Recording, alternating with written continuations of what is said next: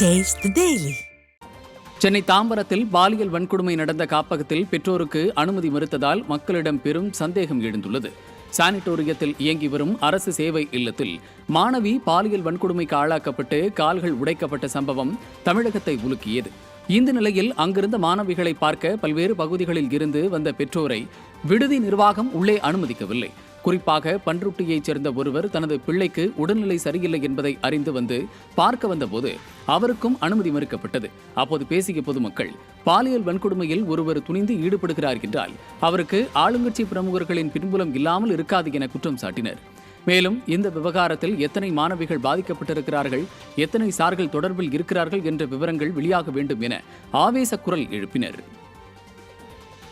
Chennai cathedral சாலையின் நடுவே பள்ளம் ஏற்பட்டிருந்த நிலையில் எந்தவித தடுப்புகளும் வைக்கப்படாததால் அவ்வழியாக வந்த ஆட்டோ விபத்தில் சிக்கி பெண் ஓட்டுநர் காயமடைந்தார்.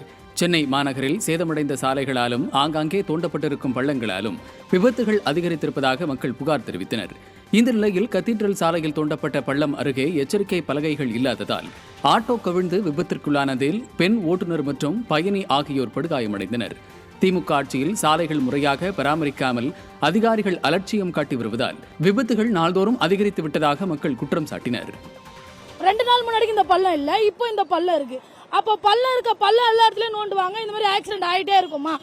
கவர்மெண்ட் என்னதான் பண்ணுது சொல்லுங்க. இப்போ எனக்கு நடந்த இதுக்கு என்ன நான் என்ன பண்ண முடியும் சொல்லுங்க? உடனே போலீஸ்காரங்க இங்க டிராபிக்ல இல்ல, போலீஸ்காரங்க இல்ல, டிராபிக் போலீஸ் இங்க கிடையாது.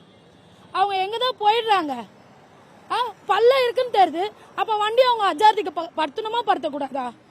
எனக்கு இப்போ இதுக்கு எனக்கு தெரியணும். இந்த பள்ளத்துக்கு ஒரு முடிவு கட்டணும். இது என்னோட லாஸ்டா இருக்கணும். இந்த பள்ளத்தை அவங்க எல்லாம் முடிவாகணும். எல்லா இடத்துலயும் பள்ளத்தை மூடணும்.